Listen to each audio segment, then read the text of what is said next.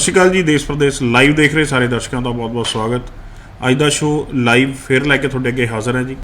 ਗੱਲਬਾਤ student visa ਸੰਬੰਧੀ ਕਰਨੀ ਹੈ। ਅਪਡੇਟ ਕੈਨੇਡਾ ਨੂੰ ਲੈ ਕੇ ਕੀ ਨੇ ਉਹ ਤੁਹਾਡੇ ਅੱਗੇ ਸਾਂਝੇ ਕਰਾਂਗੇ। ਫਲਾਈਟਸ ਨੂੰ ਲੈ ਕੇ, ਵੀਜ਼ਾਸ ਨੂੰ ਲੈ ਕੇ, ਰਿਫਿਊਜ਼ਲਸ ਨੂੰ ਲੈ ਕੇ। ਤੁਹਾਡੇ ਮਨ ਦੇ ਵਿੱਚ ਕੋਈ ਸਵਾਲ ਆਉਂਦਾ, ਚਾਹੇ ਉਹ ਯੂਕੇ ਨੂੰ ਲੈ ਕੇ ਹੈ ਜਾਂ ਕੈਨੇਡਾ ਨੂੰ ਲੈ ਕੇ, ਔਰ ਖਾਸ ਕਰ ਆਪਣੀ ਪ੍ਰੋਫਾਈਲ ਨੂੰ ਲੈ ਕੇ ਅਸੈਸਮੈਂਟ ਚਾਹੁੰਦੇ ਹੋ, ਤਾਂ ਉਸ ਨੰਬਰ 'ਤੇ ਕਾਲ ਕਰਕੇ ਗੱਲ ਕਰ ਸਕਦੇ ਹੋ, ਜਿਹੜਾ ਫਲੈਸ਼ ਹੋ ਰਿਹਾ ਟੀ ਵੀ ਸਕਰੀਨ 'ਤੇ। ਤੁਹਾਡੇ ਹਰ ਸਵਾਲ ਦਾ ਜਵਾਬ ਦੇਣ ਲਈ ਸੈਟਲਿੰਗ ਅਬਰੋਡ ਤੋਂ ਗੌਰਵ ਤਲਵਾਰ ਜੀ ਮੇਰੇ ਨਾਲ ਮੌਜੂਦ ਰਹਿਣਗੇ। ਗੌਰਵ ਭਾਜੀ ਬਹੁਤ ਬਹੁਤ ਸਵਾਗਤ। ਸਤਿ ਸ਼੍ਰੀ ਅਕਾਲ ਜੀ।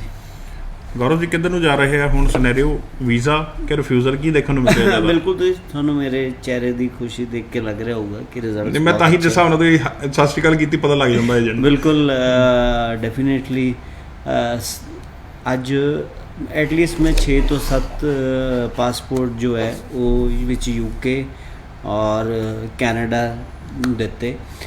ਤਾਂ ਮੇਰੇ ਜੋ personally Facebook and Instagram handles ਹੈ ਉਸ 'ਤੇ ਲੋਕ ਜਾ ਸਕਦੇ, ਦੇਖ ਸਕਦੇ, ਡੇਲੀ ਅਪਡੇਟਸ ਕਰ ਰਹੇ ਹਾਂ।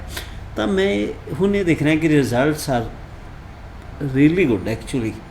ਬੜੀ ਟੈਂਸ ਜਿਹਾ ਮਾਹੌਲ ਹੋ ਗਿਆ ਸੀ ਜਦੋਂ ਰਿਫਿਊਜ਼ਲ ਆਈਆਂ। ਹਾਂ, ਸਟਾਰਟਿੰਗ ਵਿੱਚ, ਬਟ ਰਿਜ਼ਲਟਸ ਇੱਕ ਸਪੈਸੀਫਿਕ ਬੈਂਡ ਦੇ ਵਿੱਚ ਆ ਰਿਹਾ, ਇੱਕ ਸਪੈਸੀਫਿਕ ਬੱਚਿਆਂ ਦਾ ਆ ਰਿਹਾ। ਕਿਹਨਾਂ ਦਾ ਆ ਰਿਹਾ ਭਾਜੀ? ਇਹ ਵੀ ਨੋਟਿਸ ਕਰਨ ਵਾਲੀ ਗੱਲ ਹੈ। ਰਿਜ਼ਲਟਸ ਨੂੰ ਇਹ ਮੈਟਰ ਨਹੀਂ ਕਰ ਰਿਹਾ ਕਿ ਤੁਸੀਂ ਗ੍ਰੈਜੂਏਟ ਹੋ, ਪੋਸਟ ਗ੍ਰੈਜੂਏਟ ਹੋ, ਤੁਸੀਂ ਮਾਸਟਰਸ ਹੋ, ਜਿਨ੍ਹਾਂ ਦਾ ਹੁਣ ਤੁਸੀਂ ਮੈਰਿਡ ਹੋ, ਅਨਮੈਰਿਡ ਹੋ, ਜਿਨ੍ਹਾਂ ਦਾ ਰਿਜ਼ਲਟਸ ਆਇਆ ਦੇ ਆਲ ਆਰ ਕੋਈ +2 ਪਾਸ ਸੀ, 2 ਸਾਲ ਦਾ ਗੈਪ ਸੀ। ਅੱਜ ਇੱਕ ਬੱਚੇ ਦਾ ਰਿਜ਼ਲਟ ਆਇਆ ਦੇਸ਼ ਪ੍ਰਦੇਸ਼, ਉਹਨੇ ਦੇਖਿਆ ਗੁਹਾਟੀ ਤੋਂ ਆਏ ਹੋ, ਅਸਾਮ ਤੋਂ। ਹਾਂ ਬਿਲਕੁਲ, ਉਹਨਾਂ ਦਾ ਮੈਂ ਸ਼ੇਅਰ ਵੀ ਕੀਤਾ ਅਤੇ ਉਹ ਕਹਿ ਰਹੇ ਕਿ ਅਸੀਂ ਦੇਸ਼ ਪ੍ਰਦੇਸ਼ ਜਿੰਨੇ ਵੀ ਇਹ ਸਾਰੇ ਸਟੂਡੈਂਟ ਹੈ ਦੇ ਸਭ ਦੇਸ਼ ਪ੍ਰਦੇਸ਼ ਦੇਖ ਕੇ ਹੀ ਮੇਰੇ ਕੋਲ ਆਏ ਨੇ। ਤਾਂ ਮੈਂ ਬੜੀ ਦੂਰੋਂ ਆਇਆ ਬੱਚਾ, ਅਸਾਮ ਤੋਂ ਲੈ ਕੇ ਮੋਹਾਲੀ ਫਾਈਲ। ਉਹ ਪੰਜਾਬੀ ਉੱਥੇ ਦੇਖਦਾ ਸੀ ਸਾਡੀ, ਔਰ ਉਹ ਦੇਸ਼ ਪ੍ਰਦੇਸ਼, ਉਹਦੇ ਫਾਦਰ ਨੇ ਮੈਨੂੰ ਸਪੈਸ਼ਲੀ ਬਾਅਦ ਵਿੱਚ। ਪਹਿਲੇ ਤਾਂ ਧੰਨਵਾਦ ਤੁਹਾਡਾ ਵੀ ਸਾਡਾ ਸ਼ੋਅ ਦੇਖ ਕੇ ਆਇਆ, ਤੁਸੀਂ ਮਾਣ ਰੱਖ ਕੇ ਵੀਜ਼ਾ ਲਵਾ ਕੇ ਦਿੱਤਾ। ਬਿਲਕੁਲ, ਔਰ ਮੇਰੇ ਜਿੰਨੇ ਵੀ ਪਰਸਨਲੀ ਜੋ ਵੀ ਇੰਸਟਾਗ੍ਰਾਮ 'ਤੇ ਵੀ ਹੈਂਡਲਸ ਹੈ, ਅਗਰ ਉਹਨੂੰ ਬੜੇ ਸਾਰੇ ਨੂੰ ਸੁਣੋਗੇ ਤਾਂ ਸਭ ਇਹੀ ਕਹਿ ਰਹੇ ਆ, ਸਾਰੇ 100% ਲੋਕ ਇਹ ਕਹਿ ਰਹੇ ਕਿ ਅਸੀਂ ਦੇਸ਼ ਪ੍ਰਦੇਸ਼ 'ਤੇ ਤੁਹਾਡਾ ਇੰਟਰਵਿਊ ਸੁਣਿਆ ਜੀ, ਉੱਥੋਂ ਆਏ ਜੀ। ਔਰ ਮੈਂ ਦੇਸ਼ ਪ੍ਰਦੇਸ਼ ਦਾ ਵੀ ਬਹੁਤ ਸ਼ੁਕਰ ਅਦਾ ਕਰਨਾ ਚਾਹੁੰਦਾ ਕਿ ਐਕਚੁਅਲੀ ਇੱਕ ਇਮੀਗ੍ਰੇਸ਼ਨ ਨੂੰ 5.5 ਬੈਂਡ 2 ਲੱਖ 4 ਲੱਖ 8 ਲੱਖ ਤੋਂ ਹਟਾ ਕੇ ਇਸ ਤਰਫ ਵੀ ਲੈ ਕੇ ਆ ਰਹੇ ਕਿ ਕਿਹੜਾ ਕੋਰਸ ਚਾਹੀਦਾ ਹੈ, ਕਿਹੜਾ ਕਾਲਜ ਚਾਹੀਦਾ ਹੈ। ਮੇਰੇ ਹਿਸਾਬ ਨਾਲ ਉਦੋਂ ਅਸੀਂ ਗੱਲ ਕਰਦੇ ਹੁੰਦੇ ਸੀ ਤੁਹਾਡੇ ਨਾਲ ਸ਼ੋਅ 'ਚ ਵੀ ਯੂਨੀਵਰਸਿਟੀਜ਼ ਦੇ ਵਿੱਚ ਬੱਚਿਆਂ ਨੂੰ ਜਾਣਾ ਚਾਹੀਦਾ ਹੈ, ਪ੍ਰੈਫਰ ਕਰਨਾ ਚਾਹੀਦਾ। ਬਿਲਕੁਲ, ਕਾਲਜ ਤੱਕ ਸੀਮਿਤ ਨਹੀਂ ਰਹਿਣਾ ਚਾਹੀਦਾ। ਬਿਲਕੁਲ। ਅੱਜ ਮੈਂ ਇੱਕ ਜਗ੍ਹਾ ਗਿਆ, ਟ੍ਰੇਨਿੰਗ ਲਾਇਸੈਂਸ ਬਣਵਾਉਣਾ ਸੀ ਕੋਈ, ਉਹਨਾਂ ਨੇ ਮੈਨੂੰ ਕਿਹਾ ਅੱਛਾ ਜੀ ਮੈਂ ਤਾਂ ਦੇਸ਼ ਪ੍ਰਦੇਸ਼ 'ਤੇ ਤੁਹਾਨੂੰ ਦੇਖਿਆ ਸੀ, ਤਾਂ ਮੇਰੀ ਬੇਟੀ ਦਾ ਪ੍ਰੋਫਾਈਲ ਹੈ, ਤਾਂ ਤੁਸੀਂ ਕੀ ਸੁਜੈਸਟ ਕਰਦੇ ਹੋ ਮੈਂ ਯੂਨੀਵਰਸਿਟੀ KPU ਲਾਂ ਜਾਂ ਕੀ? ਮੈਨੂੰ ਬੜਾ ਅੱਛਾ ਫੀਲ ਹੁੰਦਾ ਕਿ ਐਕਚੁਅਲੀ ਲੋਕ ਸਾਨੂੰ ਇਹ ਪੁੱਛਦੇ ਹੈ। ਮੈਂ ਸ਼ੋਅ ਤੋਂ ਇੱਕ ਕਾਲ ਆਈ ਜਦੋਂ ਸ਼ੋਅ ਦੁਬਾਰਾ ਚੱਲ ਰਿਹਾ ਸੀ, ਤਾਂ ਇੱਕ ਕੁੜੀ ਦਾ ਵੀਜ਼ਾ ਆਇਆ ਹੋਇਆ, ਉਹਨੇ ਸਪੈਸ਼ਲੀ ਸਾਡੇ ਕੋਲ ਅੱਜ ਆਇਆ ਕਿ ਮੈਨੂੰ ਟਰੈਵਲ ਕਰਾ ਕੇ ਦਿਓ ਕਿ ਮੈਂ ਕਿਸੇ IELTS ਜਿੱਤੇ ਕੀਤੀ ਉਸ ਅਕੈਡਮੀ ਤੋਂ ਵੀਜ਼ਾ ਲਵਾ ਲਿਆ, ਪਰ ਉਹ ਅਕੈਡਮੀ ਵਾਲਾ ਕਹਿ ਰਿਹਾ ਕਿ ਮੇਰਾ ਟਰੈਵਲ ਦਾ ਇੰਨਾ ਐਕਸਪੀਰੀਅੰਸ ਨਹੀਂ ਹੈ, ਤਾਂ ਤੁਸੀਂ ਇੱਥੇ ਜਾਓਗੇ, ਟਰੈਵਲ ਤੁਹਾਨੂੰ ਕਰਾ ਕੇ ਦੇਣਗੇ। ਤਾਂ ਸਾਨੂੰ ਅੱਛਾ ਲੱਗਦਾ ਜਦੋਂ ਅਸੀਂ ਇਸ ਤਰ੍ਹਾਂ ਦੀ ਲੋਕ ਫੇਥ ਕਰਦੇ ਨੇ, ਬੇਸਿਕਲੀ ਕਰਦੇ ਆ, ਉਹਨਾਂ ਨੂੰ ਅਸੀਂ ਭੇਜਦੇ ਹਾਂ। ਔਰ ਕੈਟੇਗਰੀਜ਼ ਦੀ ਗੱਲ ਸੀਗੀ ਤਾਂ ਇਸ ਸਮੇਂ ਹਾਈ ਕਮਿਸ਼ਨ ਕੰਟੀਨਿਊਟੀ, ਯਾਨੀ ਮਤਲਬ ਕਿ ਤੁਸੀਂ ਕਿਹੜੇ ਕਾਲਜ ਕਿਹੜੀ ਯੂਨੀਵਰਸਿਟੀ ਲਿੱਤੀ ਹੈ ਉਸ 'ਤੇ ਬਹੁਤ ਪਾਰਟੀਕੂਲਰ ਹੈ ਵੀਜ਼ਾ ਦੇ। ਪ੍ਰੋਫਾਈਲ ਨਾਲ ਰਿਲੇਟਡ ਰੈਲੇਵੈਂਸੀ ਕੀ ਬਣਦੀ ਹੈ, ਰੈਲੇਵੈਂਸੀ ਕਿੰਨੀ ਜ਼ਿਆਦਾ ਤੁਹਾਡੀ ਐਕੂਰੇਟ ਹੈ। ਹੁਣ ਸਾਰਿਆਂ ਤੋਂ SOP ਸੈਲਫਡ ਸਾਈਨ ਸੀ, ਉਹਨਾਂ ਦੇ ਸੈਲਫ ਅਟੈਸਟਡ ਸੀ। ਤਾਂ ਇਹ ਚੀਜ਼ ਦੇਖਣ ਨੂੰ ਆ ਰਹੀ ਹੈ ਕਿ ਇਹ ਸਾਰਾ ਜੋ ਵੀਜ਼ਾਜ਼ ਆ ਰਿਹਾ ਹੈ ਉਹ ਸਪੈਸ਼ਲੀ ਉਸ ਗਰੁੱਪ ਦੇ ਆ ਰਿਹਾ ਜਿਨ੍ਹਾਂ ਦੀ ਸਟੱਡੀਜ਼ ਵਿੱਚ ਗੈਪ ਹੈ, ਚਾਹੇ ਕੋਈ ਪ੍ਰੋਬਲਮ ਨਹੀਂ ਹੈ, ਮਾਰਕਸ ਅੱਛੇ ਹੈ, ਪਲੱਸ ਉਹਨਾਂ ਦਾ ਕਾਲਜ ਐਂਡ ਬੈਂਡ ਸਕੋਰ ਅੱਛਾ। ਜੀ ਕਾਲ ਲੈਣੀ ਵਾਲੀ। ਹੈਲੋ ਹਾਂਜੀ ਅਮਨ ਜੀ, ਦੇਸ਼ ਦੇ ਤੋਂ ਜੀ ਸਰ, ਸਤਿ ਸ਼੍ਰੀ ਅਕਾਲ। ਸਤਿ ਸ਼੍ਰੀ ਅਕਾਲ ਜੀ। ਅਮਨ ਜੀ, ਮੈਂ ਪਲੀਜ਼ ਇਹ ਪਤਾ ਕਰਨਾ ਹੈ ਜਿਹੜਾ ਕੈਨੇਡਾ ਇਨਟੇਕ ਸਤੰਬਰ ਦੇ ਵਿੱਚ ਆ, ਪਰ ਕੀ ਬੱਚੇ ਲਈ ਫਲਾਈਟਾਂ ਦਾ ਉਹ ਹੈਗੀਆਂ ਮਤਲਬ ਡਾਇਰੈਕਟ ਨਹੀਂ ਜਾ ਰਹੀਆਂ। ਅੱਜ ਇੰਗਲੈਂਡ ਨੇ ਸ਼ੁਰੂ ਕਰ ਦਿੱਤੀ ਹੈ ਇੱਕ ਹਵਾਈ ਅੱਡੇ ਅੰਮ੍ਰਿਤਸਰ ਤੋਂ ਲੈ ਕੇ, ਕੀ ਉਹਨਾਂ ਦੇ ਰਾਹੀਂ ਕੈਨੇਡਾ ਬੱਚੇ ਪਹੁੰਚ ਸਕਦੇ ਜਾਂ ਕੀ ਅਪਡੇਟ ਹੈ ਪਲੀਜ਼ ਸ਼ੇਅਰ ਵਾਇਆ UK ਹੋ ਕੇ? ਸਵਾਲ ਕੀ ਹੈ ਜੀ, ਵਾਇਆ UK ਹੋ ਕੇ ਬੱਚੇ ਕੈਨੇਡਾ ਜਾ ਸਕਦੇ? ਮੇਰੇ ਖਿਆਲ ਫੋਨ ਕੱਟ ਗਿਆ। ਕਹਿੰਦੇ ਜੀ ਇੰਗਲੈਂਡ ਨੇ ਸ਼ੁਰੂ ਕਰ ਦਿੱਤੀ ਹੈ ਅੰਮ੍ਰਿਤਸਰ ਤੋਂ ਥਰੂ। ਨਹੀਂ, ਵਾਇਆ UK ਹੋ ਕੇ ਨਹੀਂ ਜਾ ਸਕਦੇ ਤੁਸੀਂ। ਸਮਝੋ ਦੀ ਪ੍ਰੋਬਲਮ ਕੀ ਹੈ ਕਿ UK ਅਗਰ ਅਸੀਂ ਵਾਇਆ ਯੂਕੇ ਜਾਣਾ ਫਿਰ ਸਾਨੂੰ ਯੂਕੇ ਦਾ ਵੀਜ਼ਾ ਚਾਹੀਦਾ ਟੂਰਿਸਟ। ਟ੍ਰਾਂਜ਼ਿਟ ਵੀਜ਼ਾ ਜਿਹੜਾ ਕਹ ਲਈਏ। नहीं ट्रांजिट नहीं, टूरिस्ट। ट्रांजिट वीज़ा ये टूरिस्ट वीज़ा जो वाया दोहा जा रही है, वाया मैक्सीको जा रही है या वाया यूरोप जा रही है, ਇਜਿਪਟ ਜਾ ਰਹੀ ਜਿਹੜਾ इजिप्ट जा रही है, ਇੱਥੇ ਸਾਨੂੰ ऑन अराइवल वीज़ा है ਸਾਡੇ ਪਾਸਪੋਰਟ ਨੂੰ। ਅੱਛਾ ਫਿਰ ਇੱਥੇ ਸਟੇ ਵੀ ਹੈ 2-2 ਦਿਨ ਦੀ। ਬੇਸਿਕਲੀ ਇਹ ਨਹੀਂ ਕਹਿ ਸਕਦੇ ਕੈਨੇਡਾ ਨੇ ਡਾਇਰੈਕਟ ਫਲਾਈਟ ਜ਼ਰੂਰ ਬੰਦ ਕਰ ਦਿੱਤੀਆਂ ਇੰਡੀਆ ਤੋਂ, ਬਟ ਐਂਟਰੀ ਨਹੀਂ ਬੰਦ ਕੀਤੀ, ਐਂਟਰੀ ਬੱਚੇ ਲੈ ਰਹੇ ਨੇ। ਬਿਲਕੁਲ, ਚਾਹੇ ਤੁਸੀਂ ਸਟੂਡੈਂਟ ਹੋ, PR ਤੁਹਾਡੀ ਆਈ ਹੈ, ਜਾਂ ਤੁਸੀਂ ਬਿਜ਼ਨਸ ਤੇ ਜਾ ਰਹੇ ਹੋ, ਕਿਸੇ ਕੰਮ ਤੇ ਜਾ ਰਹੇ ਹੋ, ਘੁੰਮਣ ਜਾ ਰਹੇ ਹੋ, ਤੁਸੀਂ ਵਾਇਆ ਹੋ ਕੇ ਜਾ ਸਕਦੇ ਹੋ। ਚਾਹੇ ਤੁਸੀਂ ਇੱਕ ਵੈਕਸੀਨ ਲਵਾਈ ਹੈ, ਚਾਹੇ ਦੋਨੋਂ ਲਵਾਈ ਹੈ, ਚਾਹੇ ਤੁਸੀਂ ਵੈਕਸੀਨ ਉਹ ਲਵਾਈ ਹੈ ਜੋ ਵੈਲਿਡ ਨਹੀਂ ਹੈ, ਤਾਂ ਵੀ ਟਰੈਵਲ ਕਰ ਸਕਦੇ ਹੋ। ਸਿਰਫ ਇਸ ਸਾਰੀ ਚੀਜ਼ਾਂ ਵਿੱਚ ਕੁਆਰੰਟਾਈਨ ਪੀਰੀਅਡ ਦਾ ਫਰਕ ਹੈ, ਕੁਆਰੰਟਾਈਨ ਪੀਰੀਅਡ ਵੱਧ ਘੱਟ ਹੈ। ਹੁਣ ਬੱਚੇ ਜਿਹੜੇ ਰਿਜੈਕਟ ਹੋਏ ਆ ਉਹਨਾਂ ਦੀ ਗੱਲ ਕਰ ਲੈਂਦੇ ਆ। ਤੁਸੀਂ ਕਿਹਾ ਵੀ ਇੱਕ ਪਾਰਟਿਕੂਲਰ ਪ੍ਰੋਫਾਈਲ ਹੈ ਜਿਹਨੂੰ ਹੁਣ ਵੀਜ਼ਾ ਮਿਲ ਰਿਹਾ ਹੈ। ਬਿਲਕੁਲ, ਕਈ ਚੰਗੀਆਂ ਪ੍ਰੋਫਾਈਲ ਵੀ ਨੇ ਜਿਹੜੀਆਂ ਰਿਜੈਕਟ ਹੋ ਗਈਆਂ। ਰੀਅਪਲਾਈ ਕਰਨ ਬੇਸਿਕ ਮੇਰੀ 2 ਪ੍ਰੋਫਾਈਲ ਸੀ ਜੋ ਸਟਾਰਟਿੰਗ ਵਿੱਚ ਰਿਫਿਊਜ਼ ਕਰਤੀ ਸੀ। ਮੈਂ ਦੁਬਾਰਾ ਲਾਇਆ ਉਹਨਾਂ ਦਾ SOP ਚੇਂਜ ਕਰਕੇ, ਉਹਦੇ 'ਚ ਲਿਖਿਆ ਕਿ ਤੁਸੀਂ ਇਹ ਰਿਫਿਊਜ਼ਲ ਦਿੱਤਾ ਹੈ ਤਾਂ ਇਹਦਾ ਕੋਈ ਬੇਸ ਨਹੀਂ ਸਮਝ ਆ ਰਿਹਾ ਕਿ ਕਿਸ ਬੇਸ 'ਤੇ, ਤਾਂ ਡੈਫੀਨੇਟਲੀ ਉਹਨਾਂ ਦੀ PPR ਰਿਕੁਐਸਟ ਆ ਗਈ, ਵੀਜ਼ਾ ਆ ਗਿਆ। ਹੁਣ ਗੱਲ ਇਹ ਫੋਲੋ ਕਰੋ ਕਿ ਹੁਣ ਸਟੱਡੀ ਇਨ ਕੈਨੇਡਾ चेंज हो गया है इस समय। ਹੁਣ ਆਉਣ ਵਾਲਾ ਜੈਨ ਇਨਟੇਕ, ਆਉਣ ਵਾਲਾ ਮਈ ਇਨਟੇਕ, ਆਉਣ ਵਾਲਾ ਸੈਪਟੈਂਬਰ ਇਨਟੇਕ, ਇਹ ਸਾਰੇ ਇਨਟੇਕ ਹੁਣ ਚੇਂਜ ਹੋ ਗਏ ਹੈ। ਹੁਣ ਤੁਹਾਨੂੰ study in Canada total based ਕਰਨਾ ਪਏਗਾ।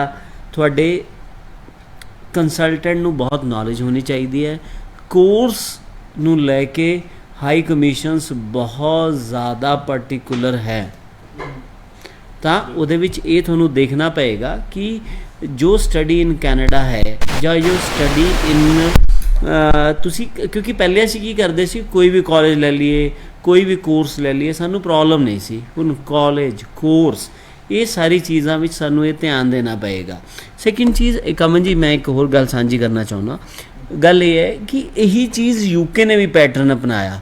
ਇਹੀ ਚੀਜ਼ ਦਾ ਪੈਟਰਨ ਜੋ ਹੈ ਸੇਮ ਪੈਟਰਨ ਬਿਲਕੁਲ, ਤਾਂ ਇਹੀ ਪੈਟਰਨ ਸਾਨੂੰ ਫੋਲੋ ਕਰਨਾ ਪਏਗਾ, ਚਾਹੇ ਤੁਸੀਂ ਸਪਾਊਸ ਕੇਸ ਹੋ।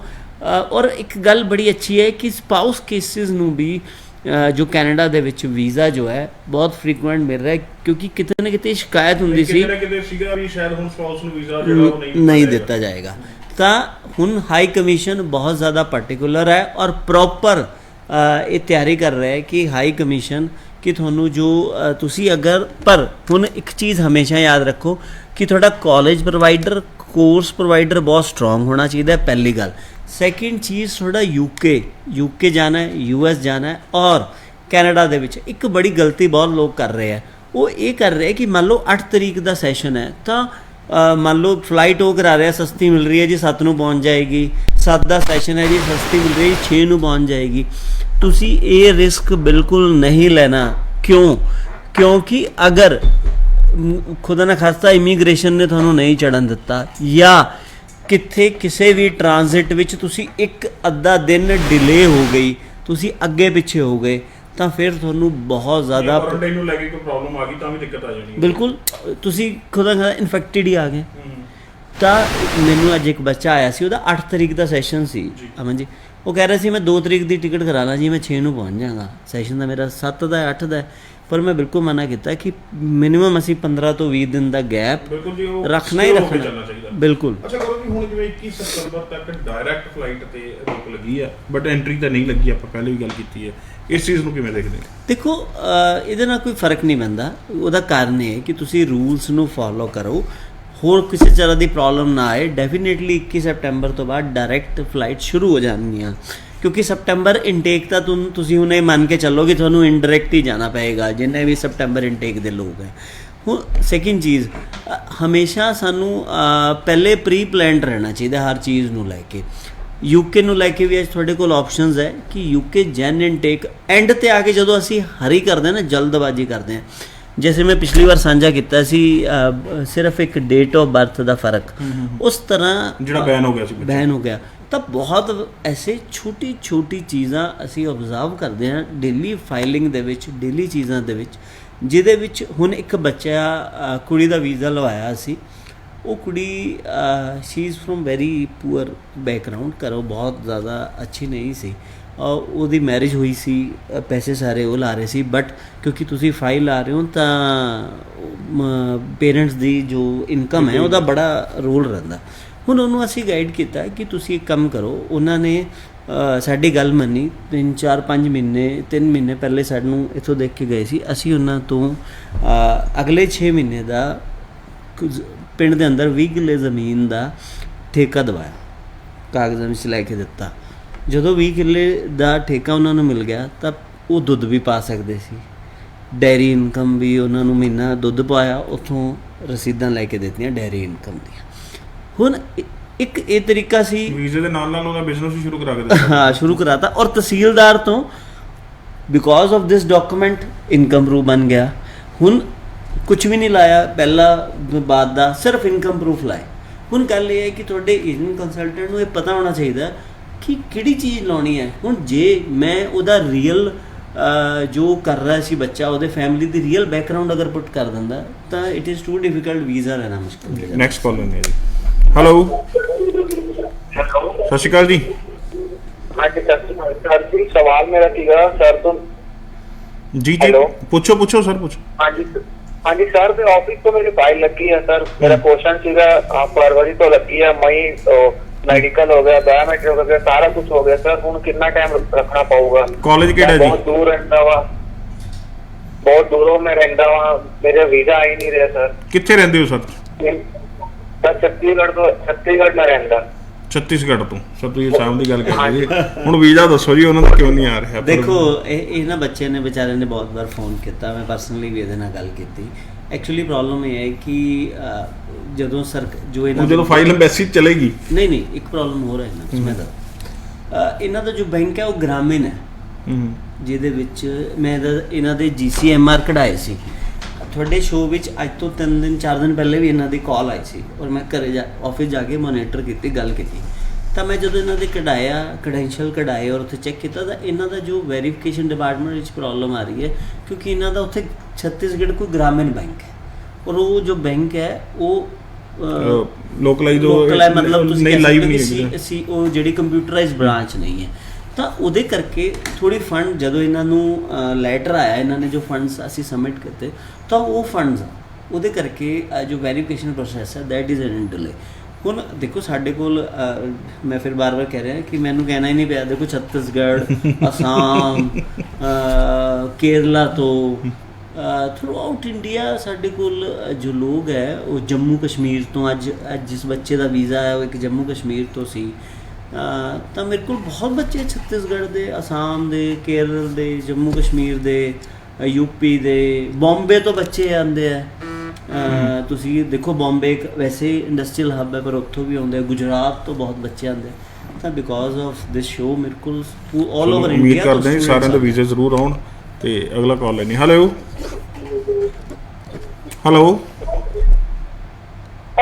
ਸਤਿ ਸ਼੍ਰੀ ਅਕਾਲ ਜੀ। ਹਾਂਜੀ ਸਤਿ ਸ਼੍ਰੀ ਅਕਾਲ ਸਰ। ਜੀ ਮੈਮ, ਕੀ ਸਰ ਸਵਾਲ ਹੈ? ਟੀਵੀ ਤੇ ਹਾਂਜੀ ਸਰ, ਟੀਵੀ ਤੇ ਪ੍ਰੋਗਰਾਮ ਦੇਖ ਰਹੇ ਸੀ ਅਸੀਂ। ਜੀ ਮੈਮ। ਦੇਸ਼ ਪ੍ਰਦੇਸ਼ ਵਾਲਾ। ਜੀ ਸਰ, ਉਹਦੇ ਬਾਰੇ ਜਾਣਕਾਰੀ ਲੈਣੀ ਸੀ। ਗੁੜੀਆ ਦੀ ਫਾਈਲ ਲੱਗੀ ਹੋਈ ਹੈ, ਫਰਵਰੀ ਵਿੱਚ ਕੰਪਲੀਟ ਹੋਈ ਹੈ, ਬਾਇਓਮੈਟ੍ਰਿਕ ਹੋ ਗਿਆ ਹੈਗਾ। ਸਰ ਉਹਦੇ +2 ਚੋਂ 90 ਤੋਂ ਅਬਵ ਹੈ, ਤੇ ਆਈਲੈਟਸ ਚ ਇੱਕ ਮੋਡਿਊਲ ਚੋਂ 5.5 ਹੈ, 2 ਵਿੱਚੋਂ 6.5 ਤੇ 1 ਚੋਂ 6 ਹੈ। ਸਰ ਵੀਜ਼ਾ ਦਾ ਕੋਈ ਚਾਂਸ ਹੈ? CDI ਕਾਲਜ ਮੌਂਟਰੀਅਲ ਦਾ। CDI college Montreal. ਕੋਰਸ ਕਿਹੜਾ ਲਿਆ ਜੀ? ਸਰ ਉਹਨੇ ਚਾਈਲਡ ਕੇਅਰ ਐਂਡ ਐਜੂਕੇਸ਼ਨ ਵਾਲਾ ਲਿਆ ਹੋਇਆ। ਚਾਈਲਡ ਕੇਅਰ, ਓਕੇ ਜੀ। +2 ਕਿਹਦੇ ਚ ਕੀਤੀ ਹੈ? +2 ਸਬਜੈਕਟ ਕਿਹੜੇ ਸੀਗੇ? Sir simple arts. ਠੀਕ ਹੈ ਨਾ ਜੀ। ਦੇਖੋ ਉਹਦੇ ਵਿੱਚ ਨਾ 2 ਗੱਲਾਂ, ਤੁਸੀਂ ਮੈਨੂੰ ਆਪਣੇ ਇੱਕ ਵਾਰੀ ਕ੍ਰੈਡੈਂਸ਼ੀਅਲ ਸ਼ੇਅਰ ਕਰੋ। ਇਹ ਉਹਦੇ 'ਚ ਇਹ ਦੇਖਣ ਵਾਲਾ ਹੈ ਕਿ ਤੁਸੀਂ +2 ਵਿੱਚ ਤੁਹਾਡੇ ਕੋਲ ਸਬਜੈਕਟ ਕਿਹੜੇ ਸੀ, ਪਹਿਲੀ ਚੀਜ਼। ਉਸ ਤੋਂ ਬਾਅਦ ਤੁਸੀਂ ਚਾਈਲਡ ਕੇਅਰ ਲਿਆ। ਮੈਨੂੰ ਨਾ ਥੋੜ੍ਹਾ ਜਿਹਾ ਕੋਰਸ ਦੇ ਵਿੱਚ ਡਾਈਸੀ ਲੱਗ ਰਿਹਾ। ਡਾਈਸੀ ਹੈ, ਮੈਂ ਸੈਟਿਸਫਾਈਡ ਨਹੀਂ ਹੈ, ਇਹਦੇ ਮੋਡਿਊਲ ਦੇਖਣੇ ਆ।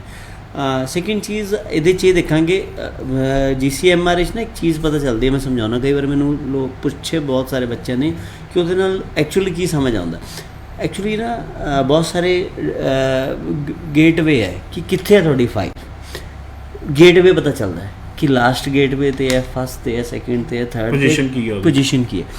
ਤਾਂ ਪੋਜੀਸ਼ਨ ਨਾਲ ਅਸੀਂ ਇਹ ਸਮਝ ਲੈਂਦੇ ਹਾਂ ਕਿ ਵਿਡਰਾ ਕਰਕੇ ਵਾਪਸ ਲਾਉਣ ਦਾ ਫਾਇਦਾ ਹੈ ਜਾਂ ਵੇਟ ਕਰਨ ਦਾ ਫਾਇਦਾ ਇਦਾਂ ਹੀ ਕਰੀਏ ਇਦਾਂ ਹੀ ਕਰੀਏ। ਤਾਂ ਉਹ ਔਰ ਪਹਿਲੇ ਦਿਨ ਤੋਂ ਲੈਟ ਸਪੋਜ਼ 6 ਸਟੈਪ ਨੇ, ਪਹਿਲੇ ਦਿਨ ਤੋਂ 5ਵੇਂ ਸਟੈਪ ਤੱਕ ਪਹੁੰਚਣ ਲਈ ਕਿੰਨੀ ਦਿਨ ਲੈ ਲਏ, ਮਤਲਬ ਉਸ ਤੋਂ ਬਾਅਦ ਅਗਰ ਇੱਕ ਸਟੈਪ ਪੈਂਡਿੰਗ ਹੈ ਤਾਂ ਪਹਿਲੇ ਤੋਂ ਲੈ ਕੇ ਕਿੰਨੇ ਦਿਨ ਲੈ ਲਏ, ਅਗਰ ਉਹਦੇ ਬਾਅਦ ਇੱਕ ਸਟੈਪ ਪੈਂਡਿੰਗ ਹੈ ਤਾਂ ਫਿਰ ਸਾਨੂੰ ਵੇਟ ਕਰਨ ਦਾ ਫਾਇਦਾ ਹੈ। ਜੇ ਇੱਕ ਸਟੈਪ ਪੈਂਡਿੰਗ ਤੋਂ ਜ਼ਿਆਦਾ ਹੈ, ਪਹਿਲੇ ਦੂਜੇ ਸਟੈਪ ਤੇ ਹੀ ਹੈ, ਫਿਰ ਅਸੀਂ ਵਾਪਸ ਲੈ ਕੇ ਔਰ ਉਸ ਤੋਂ ਬਾਅਦ ਉਸ ਨੂੰ ਰੀਲਾਂਚ ਕਰ ਦਿੰਦੇ ਹਾਂ।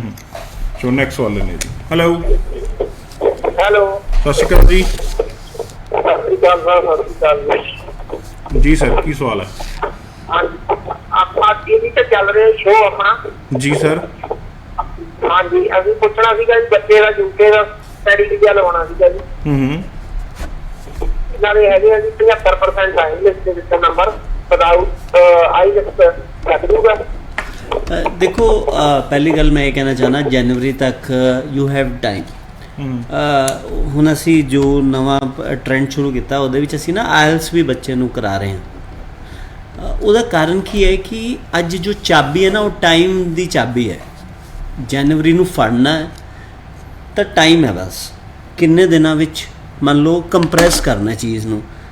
ਤੁਸੀਂ 1 ਮਹੀਨੇ ਵਿੱਚ ਆਇਲਸ ਕਰ ਦਿਓ, ਮੈਂ ਟੈਕਨੀਕਲੀ ਇਹ ਦੇਖਣਾ ਕਿ ਇਹਨੂੰ ਕੰਪਰੈਸ ਕਰਕੇ ਉਨੇ ਹੀ ਬੈਂਡ 15 ਦਿਨ ਵਿੱਚ ਕਿਵੇਂ ਹੋਣਗੇ, 15 ਦਿਨ ਵਾਲੇ ਨੂੰ 5 ਦਿਨ ਵਿੱਚ ਕਿਵੇਂ ਆਉਣਗੇ। ਕਿਉਂਕਿ ਹੁਣ ਤਕਰੀਬਨ 90% college for may and Jain, ਅਗਰ ਕੁਝ ਜੈਨ ਵਿੱਚ ਮਿਲਦਾ ਤਾਂ ਥੋੜੀ ਕਿਸਮਤ ਹੈ, ਖੈਰ ਹੈ ਨਹੀਂ ਹੈ। ਜੈਨ ਔਰ ਮਈ ਵਿੱਚ ਅਗਰ ਤੁਸੀਂ ਆਇਲਸ ਬੁੱਕ ਕਰ ਦਿੰਦੇ ਹੋ ਤਾਂ ਕੰਡੀਸ਼ਨਲ ਆਫਰ ਇਸ਼ੂ ਕਰ ਦਿੰਦੇ, ਨਹੀਂ ਤਾਂ ਫੁੱਲ ਆ ਆਲਮੋਸਟ, ਨਹੀਂ ਤਾਂ ਫੁੱਲ ਆ।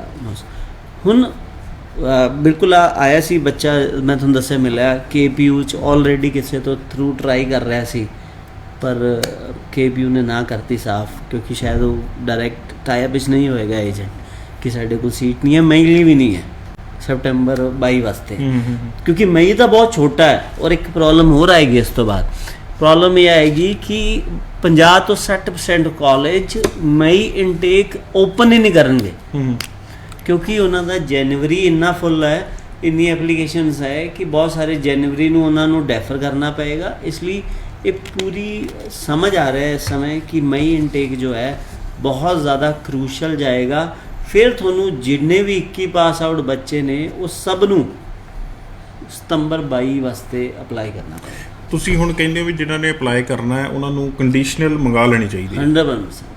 ਤੇ ਜਿਹੜੇ ਇਹ ਸੋਚ ਕੇ ਬੈਠੇ ਹੋਏ ਫਲਾਈਟਸ ਦਾ ਥੋੜਾ ਜਿਹਾ ਕਲੀਅਰ ਹੋ ਲੈ ਹੁਣ ਨਹੀਂ, ਲੋਕ ਹਲੇ ਇਹ ਸੋਚ ਰਹੇ ਦੇ ਆਲ ਆਰ, ਜਿਨ੍ਹਾਂ ਦਾ ਹਲੇ ਮੇਰੇ ਨਾਲ ਬੱਚਿਆਂ ਦੀ ਗੱਲ ਹੁੰਦੀ ਰਹਿੰਦੀ ਹੈ, ਰਿਵਿਊਜ਼ ਆਉਂਦੇ ਰਹਿੰਦੇ ਆ, ਤਾਂ ਜਿਨ੍ਹਾਂ ਦੇ ਹਲੇ ਰਿਜ਼ਲਟਸ ਆਏ ਆ ਦੇ all are in honeymoon period.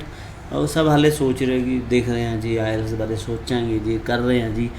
ਉਹੀ ਵਰਤਾਵਾ ਨਹੀਂ ਚਾਹੀਦਾ ਜੋ ਸਾਡਾ ਇਸ ਤੋਂ ਪਹਿਲੇ ਕੈਨੇਡਾ ਲਈ ਸੀ ਕਿ ਹਾਲੇ ਤਾਂ ਟਾਈਮ ਹੈ ਜੀ। ਅੱਛਾ, ਹੁਣ ਜਿਨ੍ਹਾਂ ਨੇ ਫਾਈਲ ਲਾਉਣੀ ਹੈ ਆਇਲਸ ਬੈਂਡ ਨੂੰ ਲੈ ਕੇ ਵੀ ਕੋਈ ਚੇਂਜਸ ਹੋਈਆਂ? ਦੇਖੋ ਆਇਲਸ ਨੂੰ ਲੈ ਕੇ ਬਹੁਤ ਵੱਡਾ ਫਰਕ ਆਇਆ ਹੈ ਕਿ 2 ਵੀ 5.5 ਹੈ ਤਾਂ ਫਿਰ ਤੁਹਾਨੂੰ ਫਾਈਲ ਬਹੁਤ ਸੋਚ ਸਮਝ ਕੇ ਲਾਉਣੀ ਪਏਗੀ। ਵੀਜ਼ਾ ਚਾਂਸਸ ਘੱਟ ਨੇ ਬਹੁਤ। ਦੇਖੋ ਅਗਰ ਤਾਂ 2 ਵੀ 5.5 ਹੈ, ਉੱਤੋਂ ਤੁਸੀਂ ਜਾ ਕੇ ਲੈ ਲਿਆ ਪੈਕੇਜ, ਉੱਤੋਂ ਤੁਹਾਡੇ ਪੈਕੇਜ ਵਾਲੇ ਨੇ ਕਾਲਜ ਦੇਤਾ ਔਰ ਕੋਰਸ ਦੇਤਾ ਇਹੋ ਜਿਹਾ ਜਿਸ ਤੋਂ ਬਾਅਦ ਸੈਟਲਮੈਂਟ ਆਪਸ਼ਨ ਨਹੀਂ ਹੈ, ਫਿਰ ਤੁਹਾਨੂੰ ਰਿਫਿਊਜ਼ਲ ਦਾ ਸਾਹਮਣਾ ਜੋ ਹੈ ਉਹ ਕਰਨਾ ਪੈ ਸਕਦਾ ਜੀ। ਸੋ ਕੋਈ ਵੀ ਤੁਹਾਡੇ ਮਨ ਦੇ ਵਿੱਚ ਸਵਾਲ ਆਉਂਦਾ ਜੀ, ਤੁਸੀਂ directly free of cost assessment ਲਈ ਇਹਨਾਂ ਦੇ ਨੰਬਰਾਂ 'ਤੇ ਕਾਲ ਕਰ ਸਕਦੇ ਹੋ, ਜਾਂ ਆਫਿਸ ਨੂੰ ਵਿਜ਼ਿਟ ਕਰਨਾ ਤੇ ਅਪਾਇੰਟਮੈਂਟ ਲੈ ਕੇ ਮਿਲਿਆ ਵੀ ਜਾ ਸਕਦਾ। ਗੌਰਵ ਜੀ, ਜਿਹੜੇ ਬੱਚੇ ਹੁਣ ਤੁਹਾਨੂੰ ਸੁਣ ਰਹੇ ਆ, ਪੇਰੈਂਟਸ ਸੁਣ ਰਹੇ, ਕੋਈ ਖਾਸ ਮੈਸੇਜ ਕਿਤੇ ਵੀ ਕਿਸੇ ਕੰਟਰੀ ਦਾ ਅਪਲਾਈ ਕਰਨਾ ਬਟ ਕਿਹੜੀਆਂ ਗੱਲਾਂ ਧਿਆਨ 'ਚ ਰੱਖਣੀਆਂ ਚਾਹੀਦੀਆਂ? ਬਿਲਕੁਲ, ਮੈਂ ਮੈਸੇਜ ਦੇਣਾ ਚਾਹੁੰਦਾ ਕਿ ਤੁਹਾਨੂੰ ਸਭ ਤੋਂ ਪਹਿਲੇ ਆਪਣਾ ਪ੍ਰੋਫਾਈਲ ਰਿਵਿਊ ਕਰਵਾਉਣਾ ਚਾਹੀਦਾ। ਰਿਵਿਊ ਤੋਂ ਇਹ ਸਮਝ ਆਉਂਦਾ ਹੈ ਐਕਚੁਅਲ ਵਿੱਚ ਕਿ ਤੁਸੀਂ ਕਿਹੜੇ ਕਾਲਜ ਲਈ ਹੋਰ ਕਿਹੜੇ ਕੰਟਰੀ, ਕਿਹੜੇ ਪ੍ਰੋਵਿੰਸ ਲਈ ਐਲੀਜੀਬਲ ਹੋ।